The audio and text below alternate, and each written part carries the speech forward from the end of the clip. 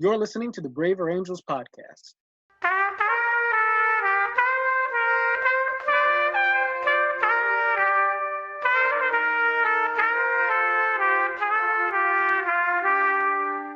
And I'm your host for today, John Wood Jr. Thank you very much for being back with us. I am very pleased and thrilled to be joined by a unique and fascinating guest.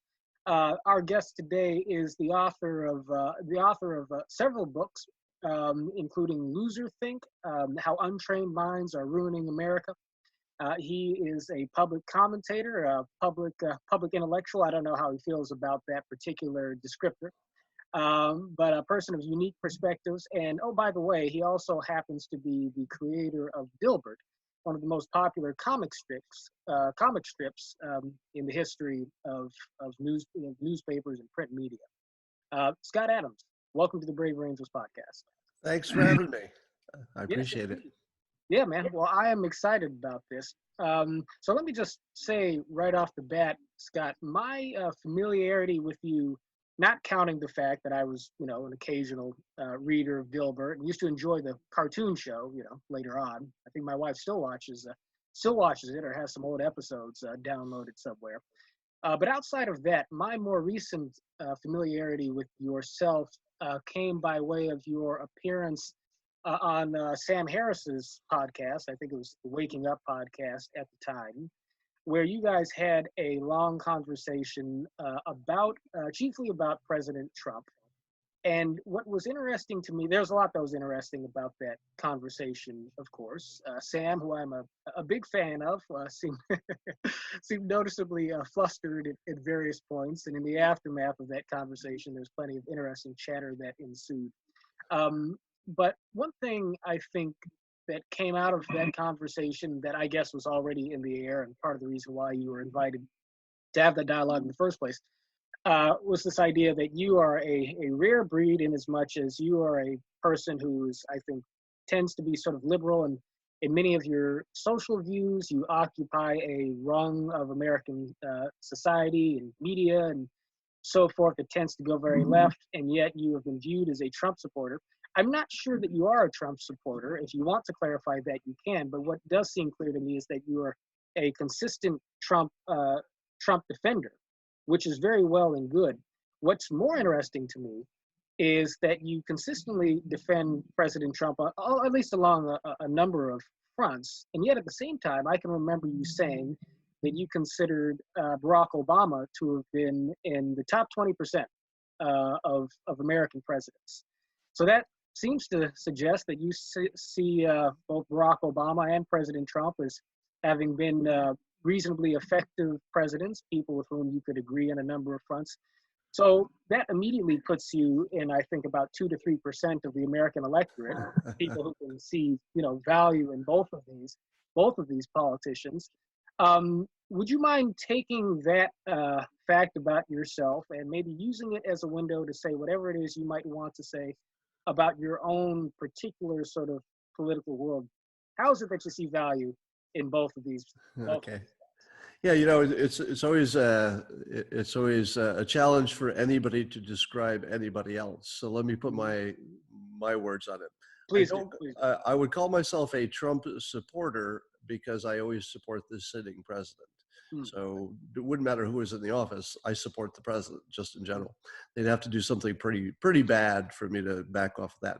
But on top of that, I also said lots of good things about Trump's style and his persuasion talents. And I predicted that they were far more powerful than other people would see. And that's why I predicted he would win the election back in 2015, I think. And so that was really about his skill set, not so much the specific politics. And as you said, I call myself Left of Bernie. Part of the reason I do that is that nobody knows what that is. Left of Bernie, I don't even know what that is. And I can give you some examples. Like I developed some examples because people ask me.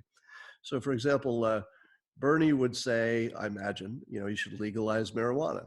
I would say that too, but I would go lefter and say, what about psychedelics? Let's loosen up on mushrooms, and maybe LSD should be something that seniors can take if their doctor approves. So I'm way left on that. Let's take abortion. Bernie would say women should have a right to choose. I would say, Bernie, you have a penis. Why are you in this conversation? I have a penis. I'm not going to have a baby. I'll tell you what I'm going to do. I'm going to wait for women to tell me what they want to do with this. And then I'm going to say, you've got the skin in the game. You're the most credible people in here. It's a life and death decision, literally. And you want the most credible outcome, because we'll never agree on the life or death part. Because, is it the impact on the living woman, the impact on the fetus, is it alive, is it not? We'll never settle that.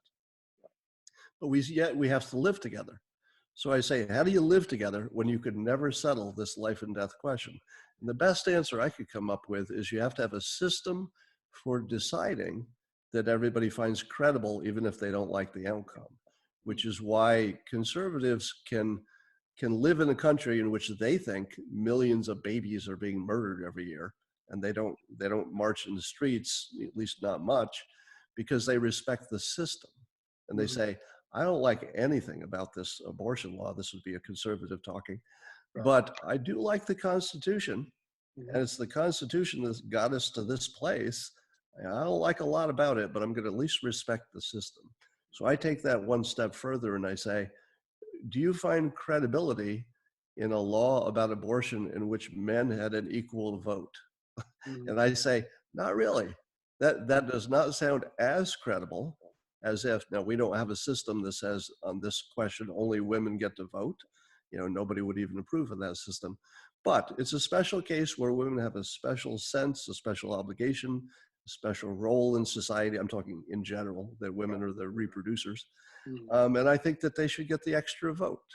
So in small ways, I'm actually literally left of Bernie. But on things like universal health care and paying off your student loans, I'd love to do that if I knew a way that worked. If Bernie suggested something that actually I thought, oh, that could work, the math works out, I might be in favor of that, but I haven't seen a plan that would work.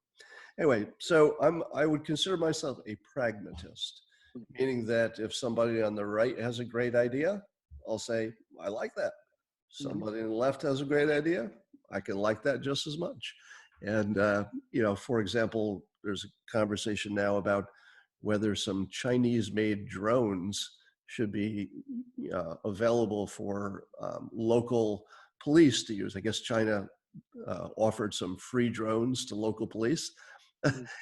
And of course I say, maybe we don't want Chinese facial recognition computers flying over our population. I don't know, somehow that could go wrong.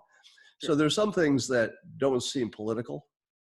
They're just more just good judgment. And I give myself the freedom to follow a good idea wherever it goes. But on the question of presidents, I reject the idea that there are good presidents and bad. Rather, I would say that presidents tend to be fitted or suited for some situations more than others. I thought Obama was exactly the right personality and set of talents for an economy that was falling off the edge. So when he came into office, he had the big economic meltdown there. And because he's such a calm, reasoned, professorial type of person, you felt, okay, I don't know what to do about this, but it looks like he's got this under control. It looks like he's smart, he's doing the right things, he's talking to the right people. So it gave confidence when confidence was the most important thing that we all needed. But then you fast forward and you say, who's the best person to negotiate a trade deal with China? Hands down, it's Trump. If you reverse those two characters, they would both fail because they would be the wrong person in the wrong situation. Just as I would argue that Trump was the wrong person in the beginning of the coronavirus situation, only because he doesn't show empathy like maybe a Bill Clinton, a lot of other presidents. So he wasn't well suited for that. But in this next phase, he's actually going to literally have to decide who lives and dies. Is it the poor people who will have it the worst, the unhealthy, the old? I mean, these are really adult decisions. Who do you want making that decision? I'll take Trump. I'll take Trump on that. I think the other presidents do fine, probably. but so that's my take on it, is that there are no good or bad presidents. There are only presidents who are suited for the task, and you don't know what's going to come up. Mm-hmm. We predicted the coronavirus specifically. I mean, people did predict it in a sense. Right. Now, listening to your response, I'm struck by by my own sort of perception of the fact that there's something in your point of view that, signals to me as being very much American, in as much as you are a pragmatist who seems not to, I think, hitch your kind of psychological or emotional self to the bandwagon of any one ideology or the other too tight, right? Yeah, And and indeed, I don't belong to a political party, and I intentionally don't vote because I talk about this stuff in public. And when right. you vote, it binds you to a side, Mm-hmm. both in the way people see you, but also Mm-hmm. in your own mind, you become committed to it. Yeah, and I'm very sensitive to that, and I think that that is in keeping with a certain philosophical strain in our history that prizes the autonomy of the individual. And so, from my vantage point, that's an inescapably sort of American way to be. Not to say that people who aren't American, of course, can't be that way, but it's a way of thinking that I recognize, and yet at the same time, I think that human nature is such, and certainly American politics is such, that we do tie ourselves emotionally, psychologically, socially to teams that in turn are animated by the programs of different ideologies, right? And these ideologies have definite relationships to our experiences, to our histories, to our culture, and so forth. And so I never minimize the legitimacy of having an ideology or being firmly tied to conservatism or liberalism. I think that there's reasons for all of this, and I could describe myself using different terminology. But the reason I sort of circle around all those themes in relation to your own sort of individualism is because of the fact that in passing, you said that you feel that a person should have a way of making decisions, I guess, in a political context that allows for a certain outcome to be credible, even if he or she disagrees with it, right? So sounds like you're saying that, the credibility and the integrity of the system within which we operate should ultimately transcend perhaps partisan or tribal allegiance once a decision has been made. Am I getting that right, or am I putting Yeah, that's right. There's some issues that are so big, so life and death, so critical that, and especially if you don't know you can get it right, and you know that no matter what you do, half the country is going to hate you for it. Right. That's the time when the country has to say, I don't like the decision, but I respect the way you came to it. That's the best you can do. Right. Yeah. So it seems to me that that is very much correct, because I'm not sure that you can have a nation that endures if that's not the case, particularly if it is a nation comprised of very diverse and different types of peoples, as is the United States of America. On the other hand, I imagine that for that to be the case, there have to be certain preconditions that are met that allow for very different types of people in a civic and a political context to be so committed to some common project that they are able to sort of gracefully say, okay, my side lost this time, we're going to go with your side's plan and agenda, and I'm going to work with you in a good faith sort of way to try and get the best out of it and beat you fair and square the next time around. It seems that there has to be a certain baseline level of social and civic trust that exists between groups, as well perhaps as a general sort of philosophical agreement on what the fundamental values undergirding a shared society ought to look like, even if we disagree on all manner of particulars. And so that is why Braver Angels exists, in essence. Our project as an organization, and we are the largest grassroots, bipartisan, volunteer-driven organization in America working on this subject, working on what you could roughly call political depolarization, although that sort of understates a little bit what it is we're trying to do.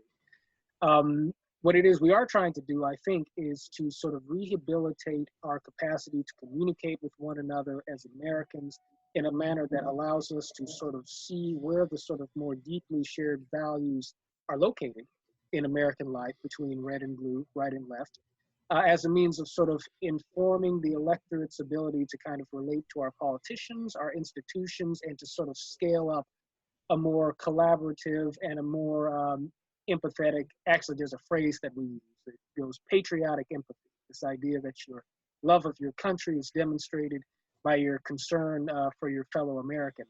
We're seeking to essentially scale up a culture of that spirit in American civic and political life as a means of stabilizing our institutions and making sure that the American project can endure, right?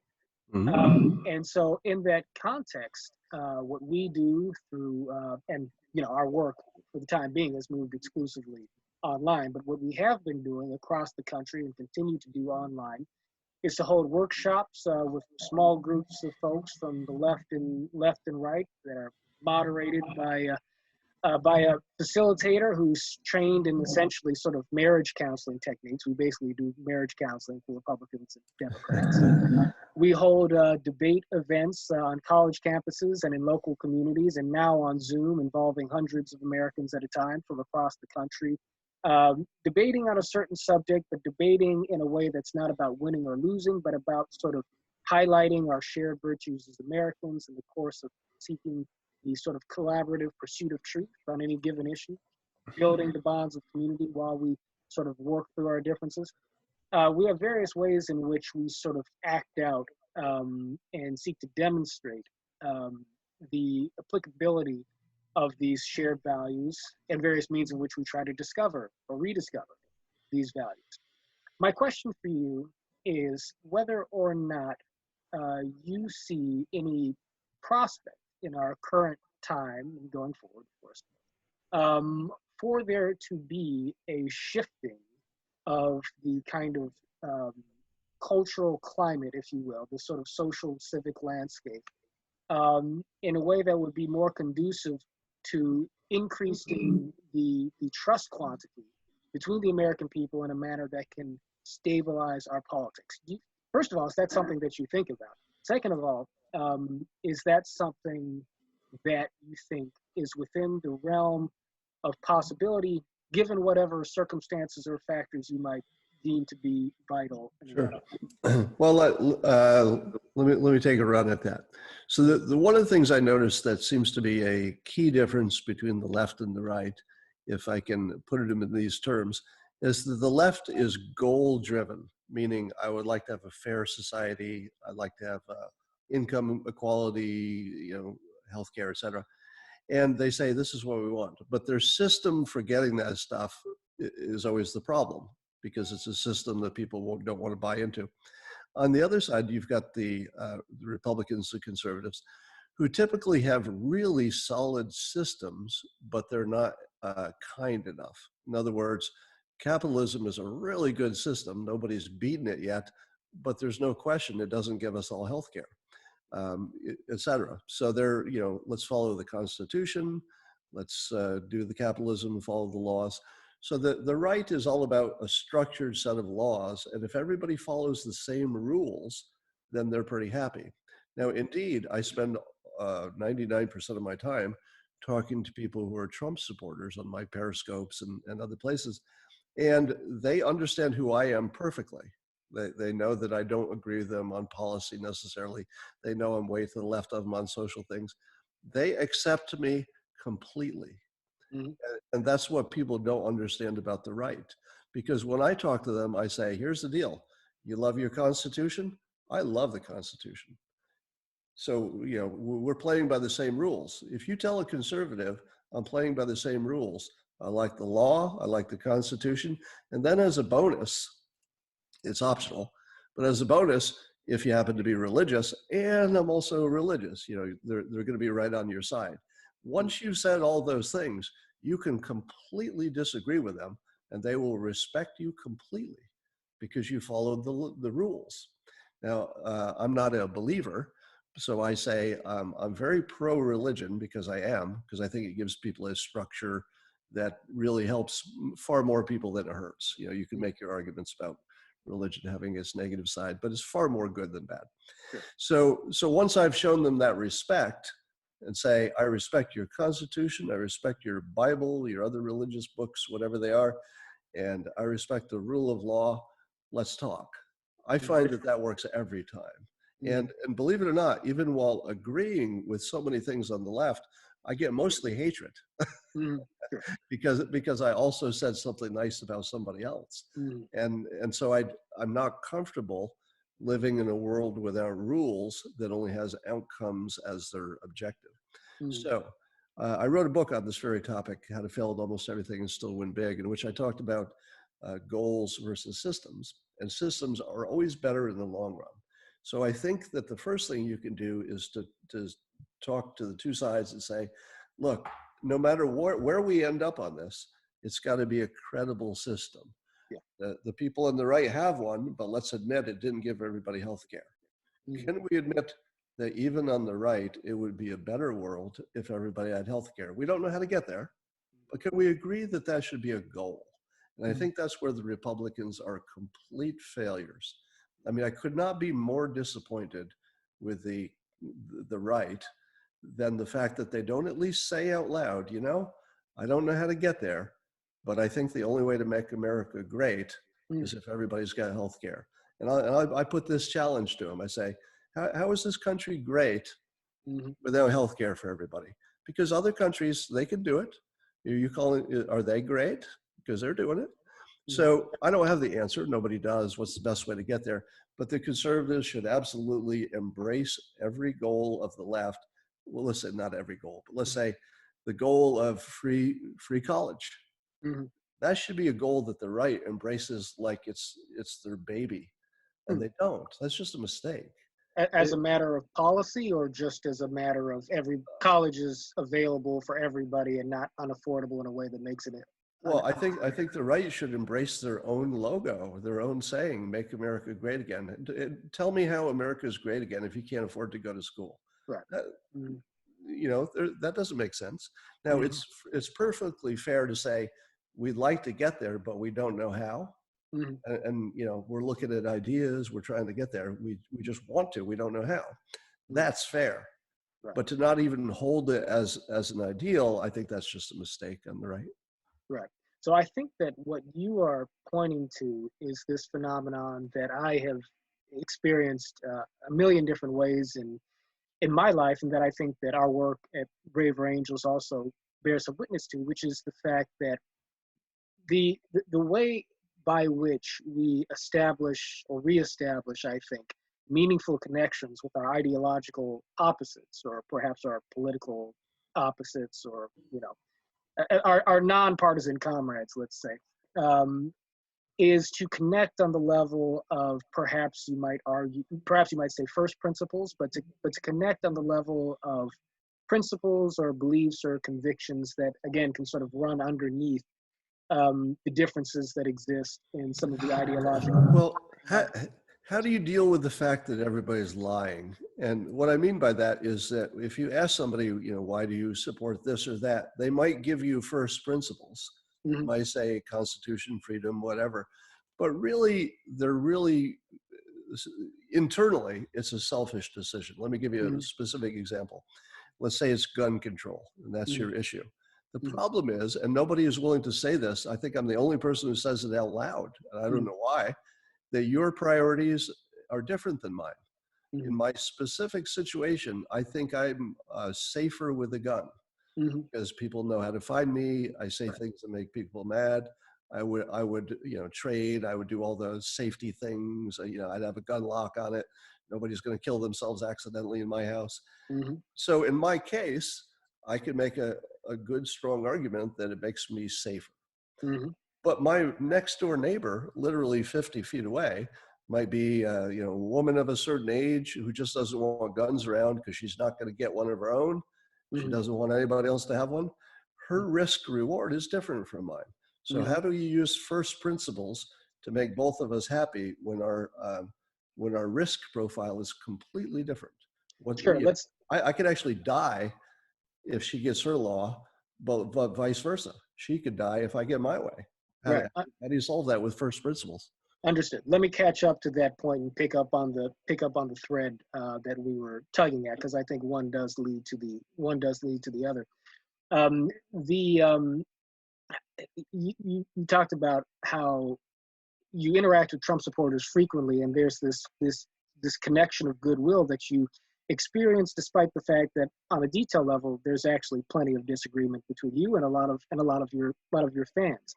Well, I mean, I'll mention at this point that I am a Republican. I am a person who considers himself to be conservative. Now, I would describe myself as something of a communitarian, which is, another little wrinkle or detail. But I was a nominee for Congress in 2014. I ran against Maxine Waters in Los Angeles, and people frequently ask me. They'll say, "Geez, running as a Black Republican against Maxine Waters, what was it like being called an Uncle Tom and being tarred and feathered and so on and so forth?"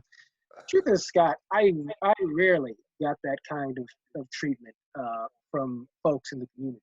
And the district I ran in was largely black and Latino, so on and so forth.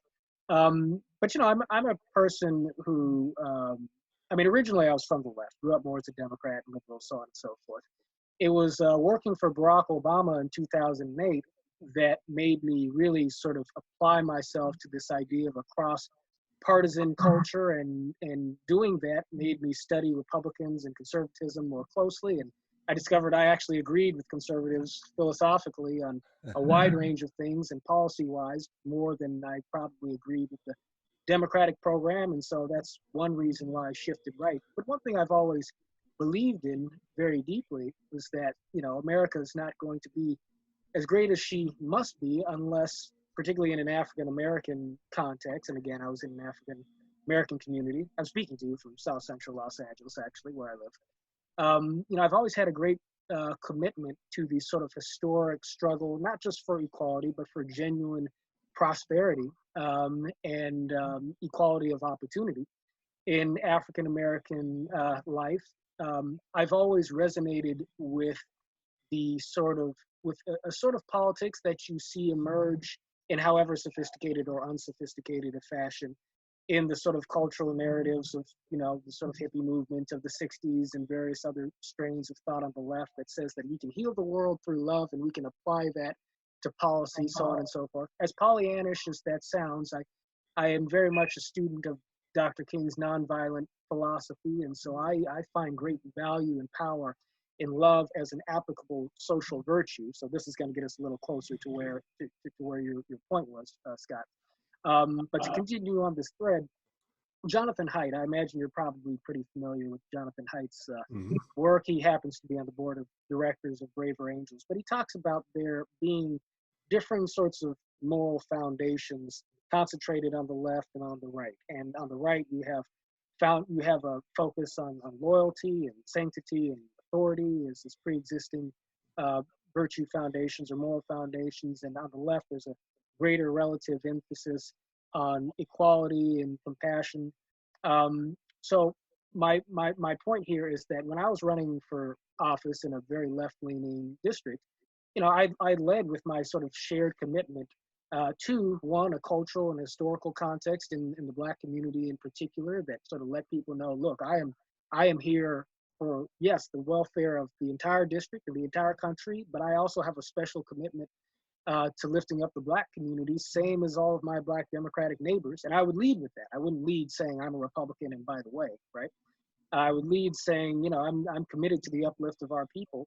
And more broadly speaking, and communicating with folks on the left, I do have this, and I'm not saying Haidt's formulation is necessarily gospel, but to the extent that there's some general truth in it, I do have this deep-seated belief in the importance of love, compassion, understanding as being sort of forefront values in a lot of our sort of social politics.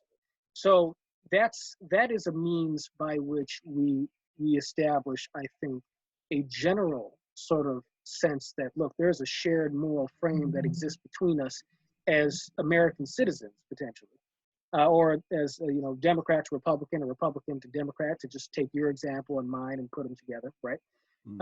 There's this way in which we are able to establish general trust, I think, if we can rediscover these points of connection. Now, I asked you the question, how does that resolve when we get to particular points of difference? To take now your gun control example, I think that part of what needs to be taken on board here is the fact that there are many individual details that are not necessarily reconcilable, or at least not reconcilable in the moment. And this is where the importance.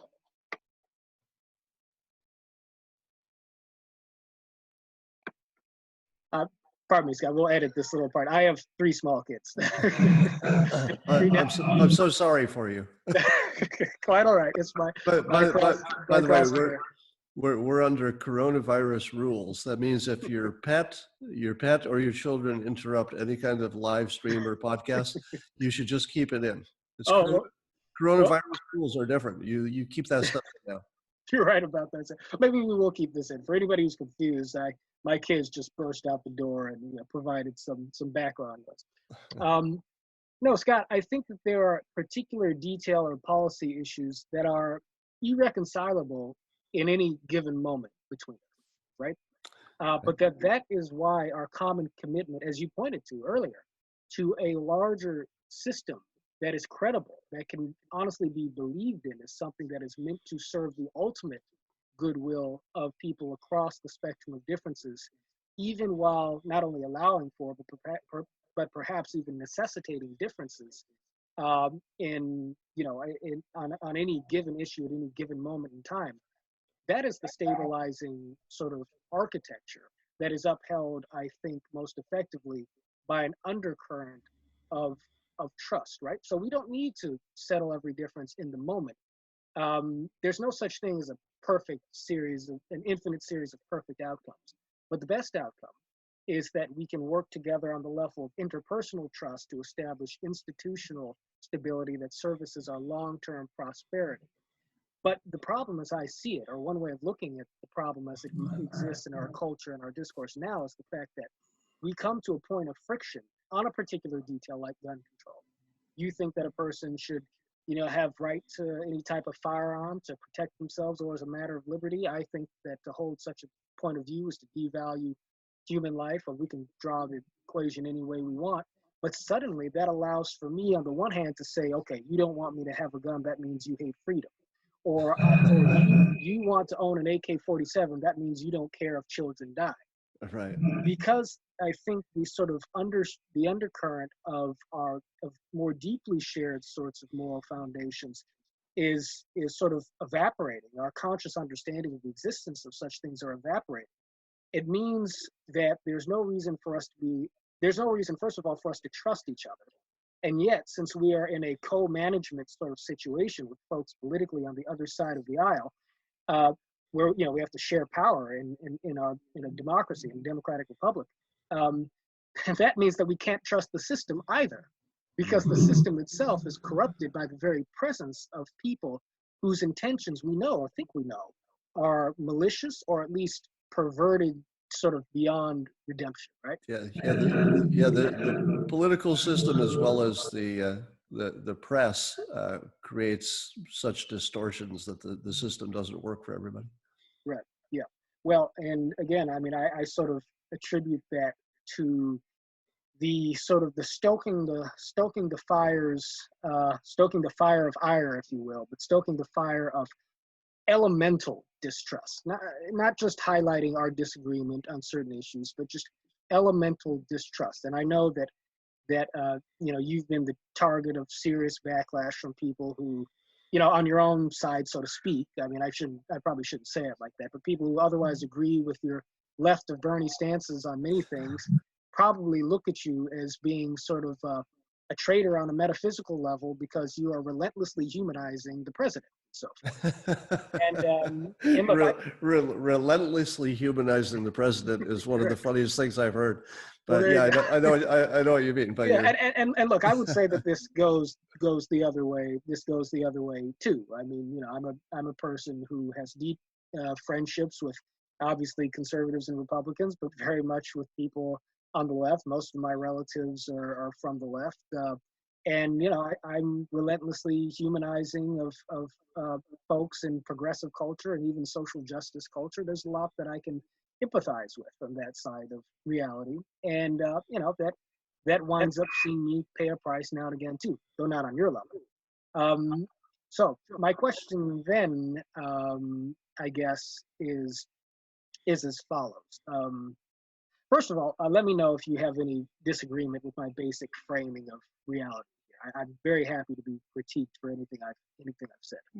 But assuming you were roughly on the same page, do you see there as being obvious obstacles or hurdles towards trying to, again, sort of usher forth a movement to shift the culture in this more deeply empathetic way, but to actually organize people in a fashion that can create some counterforce to the sort of status quo media cultures, partisan cultures,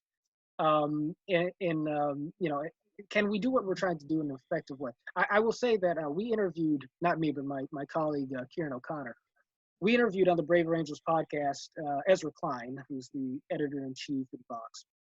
What Ezra said, and I've been trying in our work, and also just in how I think about this work intellectually, to respond essentially to the substance of his critique and other people who have similar views as Klein. What Klein has said is that intergroup contact, the sorts of programs that we are good at Braver Angels, are very good at sort of creating better relationships between smaller groups of people. But what he says is that you can't scale that sort of thing, because ultimately political progress is powered by heat and fire, or something like that, heat and fury. And you need essentially to have that essential, I guess, that basic animosity between people. And I may be putting words in his mouth a little bit. I don't want to do that. This is my best approach at what he said. That you need to have that serious antagonism to move politics. And even though that polarization is getting out of hand and can be looked at as destructive, it nevertheless remains the case that to try and turn the heat down on that is to try and undo the very thing that on another level, makes social progress possible in a given society. So Klein's basic point was just that the type of work we're doing is effective in a concentrated way, but it can't scale up, right? And there are reasons why it can't scale up. Or shouldn't. Is he going further and saying it shouldn't scale up? Yeah, I think that, so he had another conversation with Jonathan Haidt where he made a similar point. And I think that what he would say is that it would be good to solve the polarization problem, but that you wouldn't want to do that at the risk of disempowering the pursuit of genuine justice or genuine social justice. And I think that he does look at our work as threatening that if it scales. And certainly other people like Klein have made similar critiques of our project. So let me put that in front of you. One, do you see a pathway towards scalable impact? And two, are there reasons why a person like yourself might root against us, whether it's along the lines of what Klein is saying or something else? Well, I haven't seen any reason to root against you, because you occupy a rare space which I try to spend time in myself, which is being reasonable and pragmatic. I've got a general sense of pursuing the greater good, but how I do that, I'm agnostic on it, as long as it works. So here's what I'd say. The idea of taking first principles and finding out where we agree, and then trying to scale that up into politics and making it useful, probably falls apart, because as soon as you get in the cage match, your plan falls apart. You've heard the old saying that a battle plan lasts until the first bullet is fired, and then you're improvising after that. So politics is sort of like a cage match or a battle in which it doesn't matter what you planned before you got in the cage. Now it's just a fight to the death. So I would say that first principles don't travel well. In other words, they to Ezra's point, they don't scale up well. But that doesn't mean you can't accomplish the same thing with a little sleight of hand. And what I would suggest is that persuasion is that sleight of hand. That if you were to learn the ways of persuasion to their most effective level, you would have the best chance of moving people together, even while they're fighting. In other words, a good persuader can actually persuade the cage match while it's fighting, can actually change the battle while it's raging. Whereas principles are just sort of weak. Well, you're principle, but I'm somebody's shooting at me. Like right now, I'm not going to worry about my principle. But persuasion is more just a tool, and it can move people. And here's what I'd say: if you pace people, this is a term from Persuasion. If you pace people, meaning match them as much as possible, you can gain their trust. And then when it's time to lead them, they say, well, I trust this person. So if they want to turn left, maybe that is a good idea.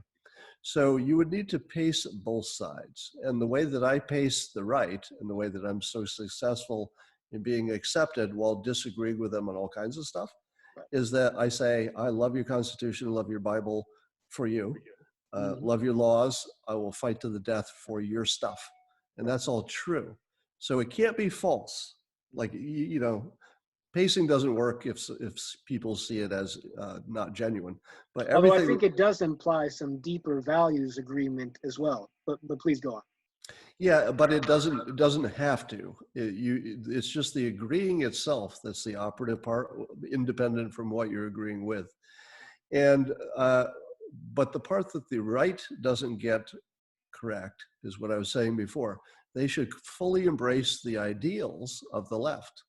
And that's a huge mistake. It's a persuasion mistake, because it lets the left say you're not doing what we want as a government. And that's not what's happening. What's happening is that if the Republicans could find a way compatible with their view of constitutions and whatever, to give everybody a free education, they would take it in a heartbeat. There's not one Republican who disagrees with a free education. They only don't want to pay for it, or they don't want to do it a certain way. So you get into the fake arguments. You don't have any Republicans who are opposed to scholarships, for instance. Right. There's no Republican who's opposed to a better idea, just period. You can never find any Republican who, if you present them with an idea that costs less and provides more, that they would say that's a bad idea. That can't happen. So what are the ways that the left and the right can find a middle ground? And I would suggest that I'll just pick a specific example because it helps. Let's take healthcare. Let's imagine a world in which the left says we want universal healthcare, and the right says we're not going to vote for that in the way you've described it because we don't want to raise taxes. So you're done, right? That's the end of the story. But what if you said, well, how could you get there? Maybe you can't do it in 1 year. Suppose you said, we'll work with you Republicans to reduce restrictions on free enterprise, as the president has done, to allow you to do things across state lines. Recently, they allowed doctors to practice across state lines, also on telehealth. These are just small examples of 1,000 things that could make competition and the free market work better. You could probably get to the point where healthcare costs would not be rising as fast as they are if you did all the free market stuff. You could get to the point where now it becomes practical to give it to everybody. The details of that are still a separate discussion, but you're going to have to stop the incredible rise of healthcare costs to have any chance of everybody being covered.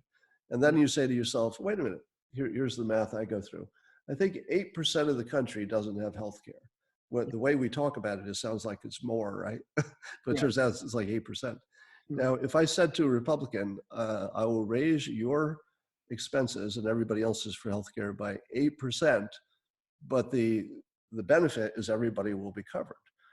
Now, would the Republicans say no to that? They would, because they're saying, I'm not going to pay. Why should I pay 8%? So then you say to them, okay, you won't pay 8%, but suppose we used market competition and a lot of stuff you do like to bring that down to 4%. And let's say on top of that, we also capped everybody's healthcare, so yours isn't going to go up 5% a year anymore. Now, would you be willing to pay 4% extra if I'm going to save you from 5% extra a year in just costs? Now the Republican says, hold on, do I get that math right? That everybody gets healthcare with this plan, but I will also pay less in the long run, even though I'm paying more at the moment than I thought I wanted to. And you say, that's the goal. I don't know if we can get there, but if we could, would you be okay with that? And I think the Republican says, I don't think you can get there, but I would be okay with it. Let's see if we can do it. So I think there is a way to find that practical middle ground, but you got to be clever, and you got to leave behind the dumb arguments like freedom, and I mean, they don't help. Everybody wants freedom. There's nobody arguing against freedom. And when we pretend that somebody's on the other side of freedom, we're just not having a productive conversation. Right. I think that everything that you're saying is perfectly plausible, and I very much take your point about the sort of tactical efficacy of pacing and agreeing as a means of opening the door for progress, right? Of course, it takes certain virtues to do that. At the very least, if for most people that arises as a function of humility, unless you learn it as a strategy, right? The reason I mentioned that is because I think that there is a connection between persuasion and values that might be worth considering a little bit in a social frame. So I want to take you a couple of places. Well, let me, can I, before you go too far on this, do you believe that there really is a values difference between the left and the right? Because I've never seen it. There's nobody who's against freedom. There's nobody who wants people to die. There's nobody who thinks somebody else should pay your way if you're capable of doing it yourself. I think that those differences are largely fake. Well, I think that ultimately, no. I don't think that there is a difference between us at the core, left and right. But I do think that our political points of view, I think, are stacked on top of experience. They're stacked on top of culture. They're stacked on top of ideology. And I think that what you find is that within those stackings, towards the sort of bottom layer of that, you have certain, to borrow Haidt's phrase again, moral foundations that likely express themselves more prominently in a certain stack of experience and culture and sort of, ideological education than you're going to get in another stack. I think more like priorities, though, wouldn't you say? Yes. When you say they all agree with the same list, but some people put some things on the list a higher priority. I think that is correct. And I think that the trick is to show that one list is ultimately completed by the other. At least that's how I tend to come at it. And that's actually a good observation to make it, because it sort of leads me to where I wanted to go. I mentioned a little bit earlier that I myself am a student of Dr. King's nonviolent philosophy, right? And I mentioned the fact that King looked at love as a social value that could be applied to social issues. And so he was constantly combating the notion that love was mere sentimentality. He said that love is not emotional bosh, but rather it is a tool to reach out to the conscience of the opposition and to signal to that individual that you are not, even if you are at odds on a deeply contentious point, that you are not fundamentally that person's enemy, but seeking to be that person's friend. And even in seeking to persuade that person out of their point of view, you're seeking to do that for their benefit every bit as much as for your own, right? Right. I think that at the root of all sort of moral perspectives and the sort of itemization of moral foundations that you or me or Jonathan Haidt or anybody else might find reason to illustrate, I think that the idea of human flourishing is a real thing. Now, this really gets us into some deep stuff, but I think that the idea of a good life is real, and I think that the type of life that we all ultimately want may not be limited to, but would tend to include sort of a life in which we are essentially at peace with our neighbors, and we have the liberty to do the things that fulfill us internally, our internal life, right? Because ultimately, and you can look at the Greek tradition, you can look at Buddhism, you can look at Christianity. It's very hard to find a credible sort of moral or philosophical or theological framework that doesn't ultimately draw something of a difference between the type of fulfillment that we experience internally when we are sort of, connecting well with our fellow human beings and have a sense of purpose in the world, versus the type of satisfaction that comes from sort of consuming the world around you in all sorts of different ways. So the reason I start with that is to say that I do believe that the power in King's message, by the way, I'm very curious to know your analysis of Dr. King as a persuader. Put that aside for the moment. I think that the root power in the nonviolent philosophy lies in the fact that it starts off by establishing that most basic commonality, which is a human connection, that we all have inherent dignity. King used the term thou-ness, but that each of us has essential human worth just, by virtue of being human beings. Of course, the Declaration of Independence articulates a similar sort of sentiment. But he stacks on top of that, in King's public argument, he would stack on top of that an American narrative that would say that I love you as a fellow human being, and as a fellow American, we also have a concurrent commitment to these ideals of justice, of liberty, and equality that are sanctified and canonized in the Declaration of Independence. King would also seize upon a religious commonality, in as much as certainly the civil rights activists, not all of them, but many of them, the SCLC, et cetera, were themselves Christian. King was a reverend, and they were combating white Southerners who themselves tended to be evangelical Christians in many cases. King would stack one layer of values-based and commonality on top of the other. Well, he'd start with that inner human connection, and then he'd layer on top of that our connection as Americans. On top of that, our connection as Americans who believe in these enumerated principles, and somewhere along with that, the religious connection. And then, after establishing all of these different ways in which we are the same, then confront the difference and say, this is how what it is you believe is preventing you from being the best version of what you actually want to be. You just that dissonance. Yes. Boy, yeah. Speaking of persuasion, there's just so much in there. I mean, that's pacing. Yeah. So you can imagine that he could not have been nearly as successful if he was not matching the people he was trying to persuade in terms of, you love your Constitution? I love it even more. Let's interpret it right. You love your God? I like it even more. Let's make sure we're interpreting this right and acting on those principles. Right. So the pacing and leading, genius. It's like the highest level. It's probably never been done. That's like Jesus level persuasion. But also to Jesus level persuasion is what you talked about is encouraging people to be the better version of themselves. That's pure Jesus.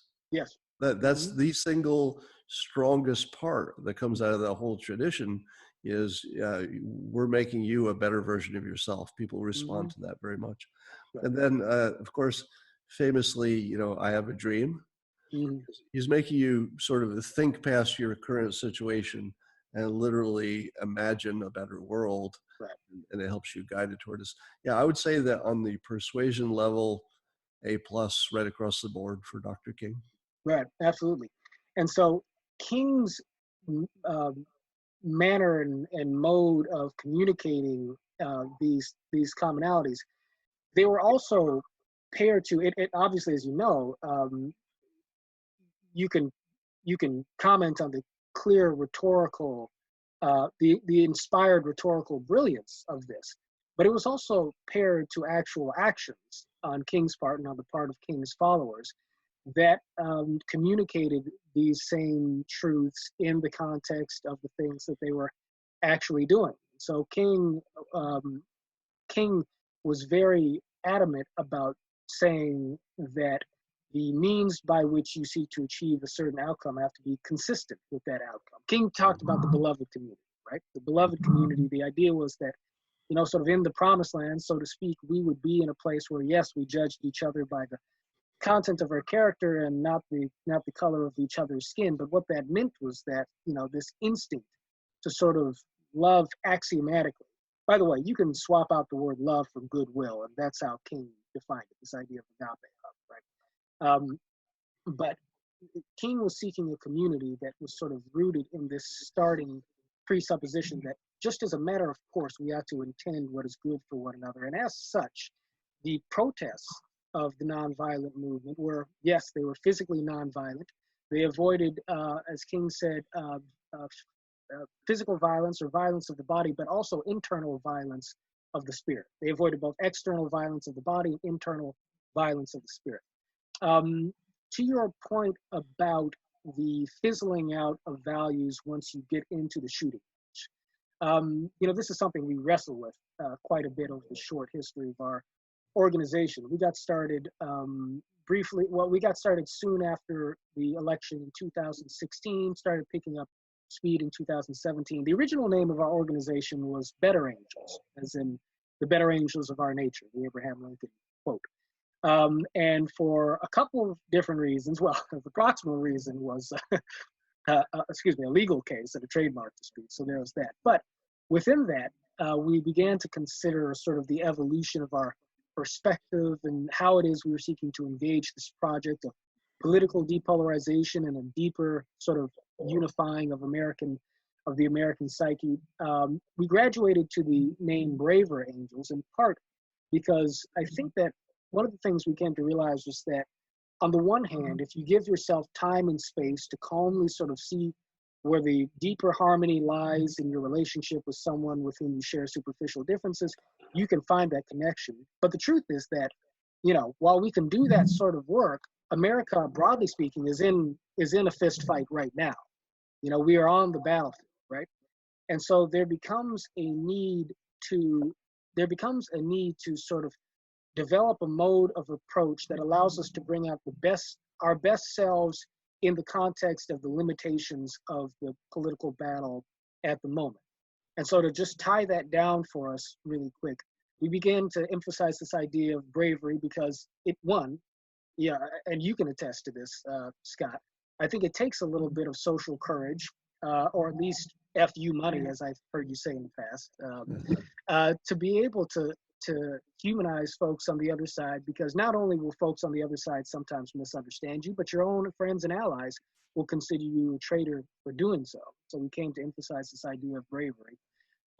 We're trying to show in our debates programs and some of the other ways in which we take on political argument per se, that there are ways for us to channel our passions into conflict, into rhetorical combat, without losing the larger frame that says that, yes, we are still Americans. And so in other words, we're trying to find a way to preserve the heat in a number of our different programs, to preserve that necessary friction that Klein talked about without losing the larger sort of frame of deeper sort of connection. Now, how do you deal with the fact that unfortunately fighting dirty works better? And people seem to believe that the knife fight gets you more than the principled, brave opinion. Right, yeah. I think that Dr. King, this is going to seem to be a tangent in the other direction, but I'm going to make it quick and you'll see how it connects. Dr. King addressed this issue of the sort of unscalability of the core tenets of nonviolence. Many people marched with Dr. King who didn't necessarily believe in every single precept of his philosophy. They didn't necessarily, they knew the idea was that they should have an inward love for Bull Connor, but not everybody was feeling that necessarily, right? And yet, what King argued was that he really only needed 100 people who really and truly believed in the nonviolent philosophy in order to be able to communicate and organize enough other people around those principles strategically to make the whole philosophy viable in terms of moving a larger segment of the American people towards this social progress.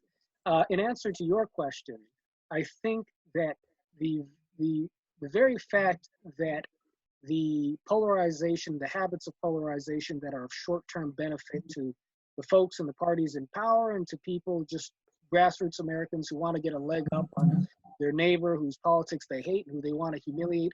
The fact that that produces short-term gains and long-term losses begins to advertise itself over time on a practical level to people who are wise enough to see that, hey, on the one hand, I really don't like these lunatic, campus protesters, or these, these tiki torch Nazis or whatever you want. But I can see that a new way of doing things has got to be necessary, because at the end of the day, I don't want the country to fall apart, right? I think that there is a growing portion of the American people, perhaps as evidenced in certain ways by your success as a commentator and by the rising interest in our work. I think that there's a growing space in the electorate of Americans who say, on the one hand, they're not bought into any super idealistic philosophy, but on the other hand, the way we're doing things simply isn't working. Some people remain committed to the tribal warfare. Other folks are looking for an alternative. And we can say that even if you don't believe every single precept of Kingian nonviolence, or the sort of, this idea of a deeper moral foundational oneness between right and left, even if you're not wholly bought into that philosophy, the strategy of communication and persuasion and organizing that we are building from those foundations, you can see that those things actually work, and could work better and better if more and more folks would hitch their wagon to that strategically, as opposed to remaining invested in the sort of, the practices of polarization that are normalized in the status quo. So there's a way in which I think the on-ramp into the work that we are doing for many folks is more pragmatic than it is purely devotional or, agreed upon these first principles. Nevertheless, that too is a powerful argument for its ability ultimately to scale. I would argue also that in terms of scalability, one of the things that King did right is he got a lot of people simply moving. Yeah. Meaning, if you walk outside and you protest, non-violently or not, you're creating energy, and energy is persuasive. Right. So the more energy you create, so you don't want to have a purely academic kind of a movement, because it's just not going to have the energy to carry it. You need bodies moving. That's right. I don't know how you have a challenge, because trying to organize a protest for reasonableness is exactly the opposite of what's possible. Well, yeah. I mean, we do have ways of getting bodies moving, and I do think that that's a big part of what sets us apart a little bit. Of course, it's a different context. We're not marching in the streets. But I mean, we are active in communities across the country, setting up chapters, setting up workshops, setting up debates, but also giving people vehicles by which they can organize on issues of local concern in their own communities, whether it's supporting a candidate, drafting a certain policy issue, drafting a certain policy proposal, or advocating for something that's on the table. We give people, once they have had the opportunity to establish a sort of relationship through the vehicles of sort of, communication and persuasive skills education that we provide in some of our programs, we give people in their own local Braver Angels chapters, alliances, that's the term that we use, the opportunity to work together on things on a ground level on the basis of those relationships, just so long as whatever they're doing meets a certain minimum threshold of bipartisan support, right? And so, these activities are not fully matured by any means. I mean, we're building the ship in all sorts of different directions. But, we've had debates at places like Berkeley and elsewhere that have been met with met with protests from folks who are presented themselves as pretty radical.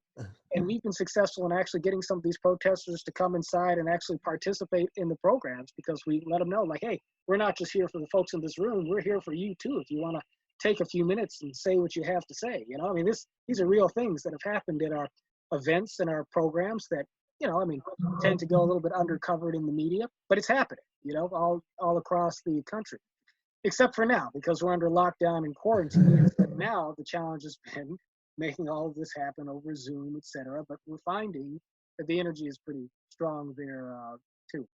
But I do think that we're missing a couple of things. One of those things has to be, the greater participation of folks like the inimitable Scott Adams, who can help amplify the sort of message that you've already been, I think, taking a bit of a lead on, which is sort of this relentless humanization of folks with whom you disagree.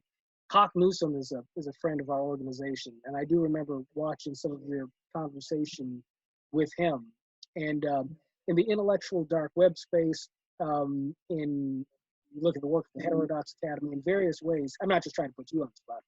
In various ways, I think that there is an organic momentum in society, and I'd like to get your response to this. I think there is an organic momentum in America right now towards sort of reestablishing something of a new center, if you will, that is built on the idea that there's some deeper kind of things that we have in common that should disenthrall us from the polarized political architecture. Yeah, I feel like the Scott Adams phenomenon is in part a result of that, as well as Kanye West and Jordan Peterson and some of these other folks. And I'm wondering if you see that momentum too, from where you're sitting. yeah, there's a lot there. Let me take a few of them. One is that my popularity, if you can call it that, lately, and Jordan Peterson's and a lot of others, feels like people are looking for the father that they didn't have. I mean, even when they had a father, it's often, but I didn't get this kind of advice from my father. Nobody told me how to live. Like, what's my strategy for being a human being? So I talk about those things as others do, and Joe Rogan, et cetera. So people are learning what you imagine a father would have told them, but for some reason it didn't get transmitted. And so that's one thing. Speaking of Hawk Newsom, he reminds me, he told me one of the most impactful things. You know how somebody will just drop one sentence, you'll know them for years, but that one sentence will just haunt you for the rest of your life. And Hawk did that for me, and I'll love him and hate him forever for doing this. Well, he said this, he said, and I think he got this from somebody, but if the country does whatever's good for the Black community, it will be good for everybody. And my first reaction was, well, that's not true. What is it? And then, years later, I'm still like worrying about this. Like, it's kind of true. And what I came to love about it is the framing of it, because he found a way to turn what's sort of a political thing into almost a strategy question. And now I love it, because if you can say, all right, you've got these things you want, you've got these things you want, what would be a strategy that would both get you something? Because everybody likes strategy, and so their minds go to, oh, strategy, let's talk about that. It's automatically takes the energy out of it, and you get practical. Now let me give you a very practical alternative route. So suppose you said, look, the best thing that fixes everything is success. If you could snap your fingers and make the Black community 40% wealthier and just more successful economically, who wouldn't want that? Right? There's nobody who doesn't want that, because even if you were the biggest racist in the world, you'd say, well, more customers, right? It's just good for everybody. So here's a strategy that nobody would disagree with. So when I wrote my book, How to Fail at Almost Everything and Still Win Big, I wrote it for my now departed, died of an overdose, unfortunately, my teenage stepson. It was sort of trying to put in one place the strategy of life, how to have a system instead of a goal, how to set priorities, the things that nobody tells you, like, wait a minute, is there a formula for success? And the answer is yes, there's a formula. And if you don't know it, you don't have a chance. One of the things Hawk Newsom also says is that a lot of folks don't know how to manage money. That's a big thing. I just did a video that I'll be putting out at some point about how to do that. And I thought, what if you took, as an experiment, you just went to some inner city where the kids don't have that great a chance statistically. They're not coming from the best place. And say, here's the deal. We're going to spend 1 week discussing strategy. And here's your strategy. All right, you, Bob, you're a young Black 14-year-old. And what do you think is your odds in life? And you'd probably say some version of, well, it's going to be harder for me because I've got discrimination, et cetera. And you say to them, yeah, in general, that's true. But did you also know that Fortune 500 companies would kill to hire you because they have to. There's pressure on them to have diversity. They actually genuinely want it in many cases, and they can't get enough of it. Yeah. So did you know, Bob, that all you have to do is get some kind of a good education, and employers will be begging for you, and they'll take you over me because they would prefer you. All things being equal, if you and I come in, let's say you, specifically you and I go into the same job interview with identical background, you get the job every time, 90% of the time, because they're going to say, well, that's a twofer. I got myself a good employee and looks good on paper, right? So I mean, that's just a very everybody's looking to diversify. Yeah. Right. That's just a very simple example. But if you approach young kids in terms of strategy and say, were you thinking that you couldn't make it because of this institutional racism? Because you're totally right, that exists.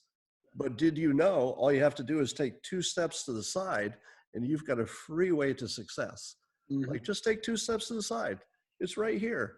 Just go to a Fortune 500 company with a good education. Oh, you don't have a good education? Let me tell you how to do this. Here's your strategy. Are you still Black? Yes. Do you know how many colleges want you? All you have to do is get good grades, and then you start taking it down. Well, how do I get good grades? Well, you probably need a system for doing your homework. Maybe you need a tutor or somebody who can help you. And then you work on, so you take their system from the top. Can you get a great job? Absolutely. Nothing's stopping you. Get an education. Can you do that? Absolutely. Even if you don't have money, I'll tell you how to get a scholarship. Can you get good grades to qualify for the scholarship? Absolutely. Let me show you how. Just technique. So you turn it into technique and strategy, and then you wait, because some things just take time. 10, 20 years from now, you look back and say, why are all the Black people doing so well? Like, what happened? Strategy. Yeah. I imagine that ultimately, first of all, let me say that if we had more time, I would want to go deeper into this difference between systems and goals, because I think that there's a way in which that dynamic maps on to everything else we've talked about in a very sort of key way. Yeah, I think so. That's right. I mean, because ultimately what we're seeking to do is to build sort of a system for I guess you could call it the reunification of the country in deeper, both in deeper terms, but also in more practical terms as well, right? And so, we can think about sort of unity and stability of institutions and so forth as the goal. What are the new systems for our time that can allow for that? Or how do we modify or engage current systems? And what we're trying to do is, in a civil society context, build up systems that the American people themselves can take the lead in creating and participating in order to accomplish the sorts of goals that you and I have talked about here.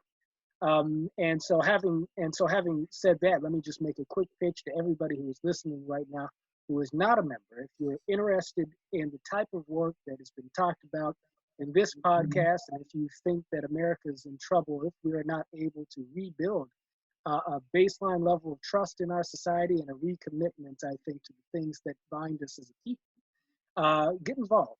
Go to braverangels.org, become a member. Our dues are as low as $1 a month, $12 a year.